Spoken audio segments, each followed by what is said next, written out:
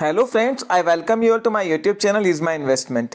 रुचि सोया के share holders के क्यों अच्छे दिन आने वाले हैं फ्रेंड्स, इस वीडियो में आज हम आपको ये बताने वाले हैं।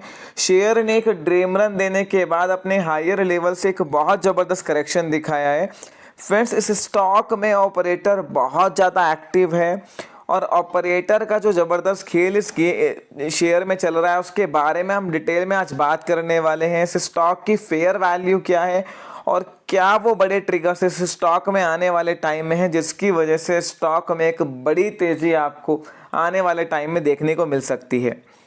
फ्रेंड्स, स्टॉक जो है अपने रिसेंट के जो हाईज हैं 1535 रुपये, वहाँ से लगभग 60% करेक्ट हो चुका है।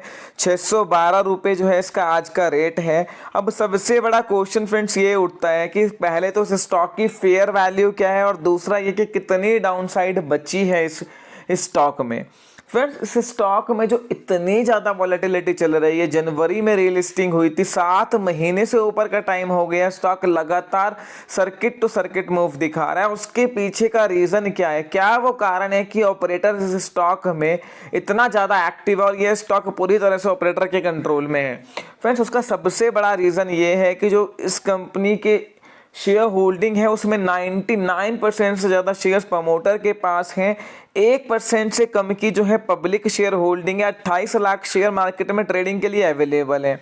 उसमें से भी काफ़ी सारे शेयर्स उन लोगों के पास हैं जिन्होंने रुचि सोया की डीलिस्टिंग से पहले शेयर लिया हुआ है, अभी तक सेल नहीं किया होगा। बहुत कम फ्लॉट मार्केट में अवेलेबल है ट्रेडिंग के लिए। आपने देखा भी होगा इस स्टॉक में दोनों एक्सचेंज पे मिला के वॉल्यूम कभी 50,000 से ऊपर नहीं होती। बहुत ज़्यादा ट्रेडिंग हो जाए तो लाख 1.5 लाख। इसकी वजह से फ्रेंड्स, इतनी कम वॉल्यूम की वजह से और इतना ज़्यादा कम फ्लॉट होने की वजह से स्टॉक पूरी तरह से ऑपरेटर के कंट्रोल में चला गया है और ऑपरेटर इसको अपने हिसाब से चला रहा है। कभी तो इतना ज़्यादा यूफोरिया क्रिएट कर देगा कि आपने देखा होगा जब स्टॉक 1200, 1300, 1500 था, वहाँ भी बाइंग ऑर्डर लगे रहते थे भर भर के, और अब स्टॉक 600 रुपये है तो यहाँ भी लगातार लोअर सर्किट देखने को मिल रहा है। फ्रेंड्स, ध्यान से इस चीज़ को समझिए, बहुत ध्यान से, कि जब लिमिटेड पब्लिक शेयर होल्डिंग है 1% से कम, तो वहाँ पे ऑब्वियसली कोई बड़ा investor, S investor, DIIs, FIIs उस शेयर को नहीं खरीदेगा क्योंकि होल्डिंग है ही नहीं और ट्रेडिंग भी नहीं हो रही है।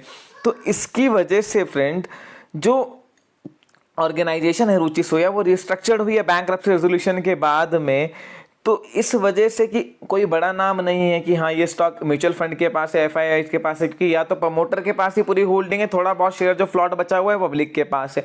तो एक मार्केट में एक बहुत बड़ा कन्फ्यूजन है कि इस स्टॉक की फेयर वैल्यू क्या है। और दूसरा ये कि वॉल्यूम बहुत कम होने की वजह से, फ्री फ्लॉट बहुत कम होने की वजह से स्टॉक पूरी तरह से ऑपरेटर के कंट्रोल में चला गया है। ऐसे में काफ़ी सारे जो छोटे इन्वेस्टर्स हैं जिन्होंने न्यूज़ फ्लो पर आके, या काफ़ी बार न्यूज़ आई है कि स्टॉक काफ़ी ऊपर जा सकता है, ऊपर के रेट पे ले लिया है, उनमें काफ़ी कन्फ्यूज़न है और पैनिक भी है। उन्हें लग रहा है कि कहीं ऐसा तो नहीं है कि स्टॉक वापस जो है सिंगल डिजिट में चला जाएगा। स्टॉक की फेयर वैल्यू और आगे तेजी के क्या ट्रिगर्स हैं उसके बारे में बात करते हैं।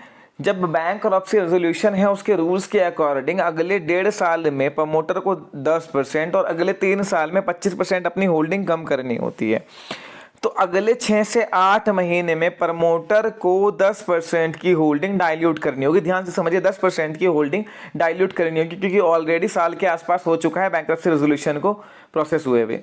तो अगले 6 महीने 8 महीने में ये 10% स्टेक डाइल्यूट करेंगे।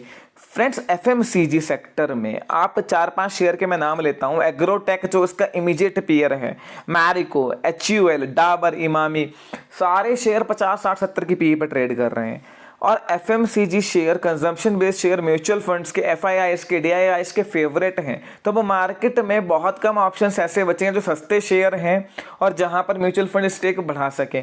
तो ऐसे में इस बात के बहुत ब्राइट चांसेस हैं कि जब ये स्टेक डाइल्यूट हो, पतंजलि जैसी एफिशिएंट मैनेजमेंट और रुचि सोया जैसी कंपनी जो सेल्स और टर्नओवर के मामले में सेकंड लार्जेस्ट FMCG है नेक्स्ट टू HUL, तो यहाँ पर काफ़ी सारे बड़े investor, FIIs, DIIs, mutual funds, insurance companies ये स्टेक स्टेक खरीदने को आ सकते हैं और वहां पे काफी बड़े नाम निकल के आ सकते हैं। पहला ट्रिगर ये। दूसरी चीज ये कि वो डील किस वैल्यूएशन पे होती है। सपोज करिए जो करंट इसका सीएमपी है 600 रुपए, उसके आसपास या उससे थोड़ी नीचे भी होती है, आप मान के चलिए 400 रुपए पे ही इन्होंने स्टेक डाइल्यूट कर दी, जहां इस कंपनी की मार्केट कैपिटल 12-11 हजार करोड़ के आसपास बैठेगी। फ्रेंड्स, मार्केट कैपिटल के हिसाब से भी कंपनी की वैल्यूएशंस बिल्कुल फेयर हैं जो अभी चल रहा है। तो फ्रेंड्स, वो भी एक जो है बेस बन जाएगा, हाँ, कि अब ये इसकी फेयर वैल्यू है, यहाँ पर अलॉटमेंट हुआ है, इससे नीचे जाएगा तो ये अट्रैक्टिव हो जाएगा, नहीं जाना चाहिए।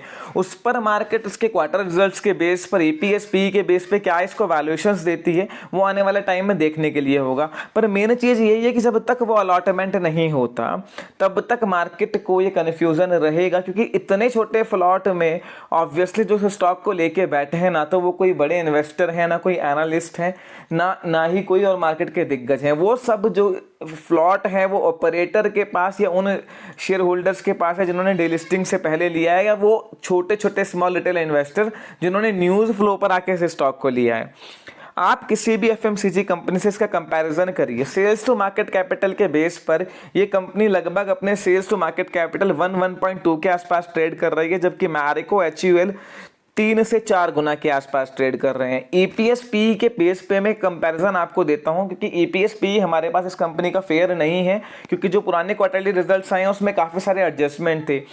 पतंजलि के मैनेजमेंट में जब से कंपनी आई है, Q1 के रिजल्ट में काफ़ी क्लियरिटी हमको मिलेगी जो अभी अनाउंस होने हैं। फिर भी फ्रेंड्स, 13-14 हज़ार करोड़ की सेल है, सारी एफएमसीजी कंपनी 7, 8, 9, 10 के मार्जिन पे ऑपरेट करती है। अगर ये 5-6 के मार्जिन पे भी ऑपरेट करती है, 29 करोड़ शेयर इशूड हैं, तो वहाँ पर भी इसका ईपीएस 25 से 27 रुपये आएगा, और उसके हिसाब से भी इसकी जो फेयर वैल्यू 700-800 रुपये से कम तो बिल्कुल भी नहीं बैठती है। उस पर आने वाले टाइम में रिजल्ट्स के बेसिस पर किस तरह की रेटिंग होती है। और अगर आप सेल्स टू मार्केट कैपिटल देखें तो वहां पर भी ये कंपनी चीपेस्ट है, जबकि एफएमसीजी कंपनी को बहुत जबरदस्त वैल्यूएशंस मिलते हैं। फ्रेंड्स, 2 अगले ऐसे ट्रिगर हैं जो स्टॉक को पूरी तरह से रीरेट कर देंगे। पहला तो मैंने स्टेक डाइल्यूशन आपको बता दिया है कि स्टेक डाइल्यूशन होगी, वहां पर वो 10% स्टेक कौन खरीदता है, किस रेट पर होता है, वो एक मार्केट को मिल जाएगा कि हाँ ये एक बेस है, ये एक फेयर वैल्यू है, उसके ऊपर कितना प्रीमियम। दूसरी चीज, Q1 के अब रिजल्ट आएंगे, वहां पर किस तरह के मार्जिन कंपनी क्लॉक करती है, किस तरह का प्रॉफिट कंपनी का आता है, किस तरह का ईपीएस आता है। अगर ईपीएस पी के फ्रंट पर भी अगले 2 क्वार्टर के रिजल्ट में मार्केट को क्लियरिटी मिल जाए कि सपोज करिए 4-5% के मार्जिन पे कंपनी आगे ऑपरेट करती है, पता लग जाए कि हाँ एक्सपेक्टेड ईपीएस कितना है, तो भी मार्केट जो है पीयर कंपैरिजन के बेस पे अगर हम देखेंगे तो हाँ एक आइडिया पूरा लग जाएगा कि ये कंपनी की फेयर वैल्यू है।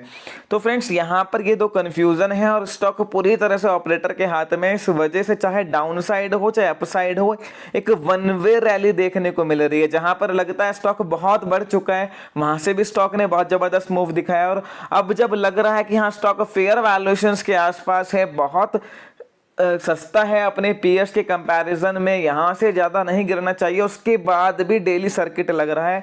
इसका सिर्फ और सिर्फ रीजन ये है कि स्टॉक पूरी तरह से ऑपरेटर के कंट्रोल में है और पैनिक में जो लोग हैं वो बेच रहे हैं, क्योंकि स्टॉक जो है डिलिस्टिंग के बाद जो एडजस्टमेंट हुआ था वहां से वर्चुअली बहुत बढ़ा हुआ दिख रहा है, पर इक्विटी शेयर कैपिटल डाइल्यूट होने की वजह से सच में ऐसा नहीं हुआ है कि कोई ये स्टॉक बहुत ज्यादा रन किया हो या इन्वेस्टर्स को माला माल किया हो। ये हर तरह से अपनी फेयर वैल्यूएशन पे ट्रेड कर रहा है और री रेटिंग का एक परफेक्ट कैंडिडेट है। जिस तरह की एफिशिएंट मैनेजमेंट पतंजलि है और जिस तरह के वैल्यूएशंस पे ये स्टॉक ट्रेड कर रहा है, फ्रेंड्स एफएमसीजी में एक काफ़ी लीडिंग प्रोमिनेंट प्लेयर है ये एडिबल ऑयल में, और काफ़ी कम ऑप्शंस मार्केट के पास बचे हैं जहां पर एक अच्छी अपसाइड गुंजाइश हो, क्योंकि जितने भी एफएमसीजी शेयर हैं वो बहुत महंगे वैल्यूएशंस पे ट्रेड कर रहे हैं।